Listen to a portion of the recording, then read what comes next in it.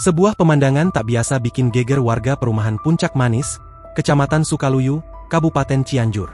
Sebuah mobil Daihatsu Xenia berwarna hitam tampak menggantung di atas saluran air dan terjepit di antara dua bangunan rumah. Warga pun dibuat terheran-heran bagaimana bisa mobil tersebut sampai ke sana. Insiden ini terjadi pada Sabtu, 26 April 2025, ketika banjir besar melanda kawasan tersebut. Mobil bernomor polisi F1140 SQ itu diketahui milik Yanto Suryanto, 46, warga perumahan Puncak Manis, Desa Selajamber. Saat kejadian, mobil tengah terparkir di garasi rumahnya, yang letaknya persis di samping saluran air. Menurut Yanto, saat banjir terjadi, ia sedang berada di tempat kerja. Di rumah hanya ada orang tua, istri, dan anaknya. Begitu mendapat kabar rumahnya terdampak banjir, ia langsung meninggalkan pekerjaannya dan bergegas pulang. Saat pertama kali dapat kabar, saya langsung pulang. Tiba di rumah kondisinya gelap, karena mati lampu. Tapi saya sempat kaget mobil tidak ada.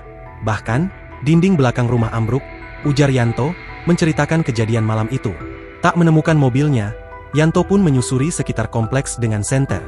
Beberapa saat kemudian, dia berhasil menemukan mobil tersebut tersangkut di antara dua rumah warga, terombang-ambing di arus banjir. Mobil saya ditemukan, setelah saya meminta izin ke tetangga untuk naik di bagian belakang rumahnya.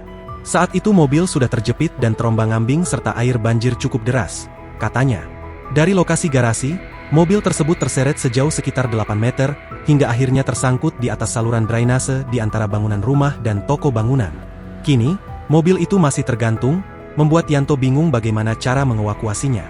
Sampai sekarang saya bingung, bagaimana caranya mengevakuasi mobil saya dari situ. Saya serahkan saja pada pemerintah atau petugas yang ahli untuk mengevakuasi mobil. Sebab jika dibiarkan, khawatir banjir lagi lalu, bisa menyumbat saluran air, ungkapnya. Menanggapi kejadian itu, Kepala Pelaksana BPBD Kabupaten Cianjur, Asep Kusmanawijaya, menyatakan pihaknya telah berkoordinasi dengan instansi terkait untuk mengevakuasi kendaraan tersebut.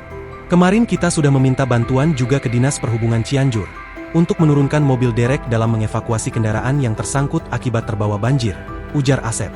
Download Tribun X sekarang, menghadirkan lokal menjadi Indonesia.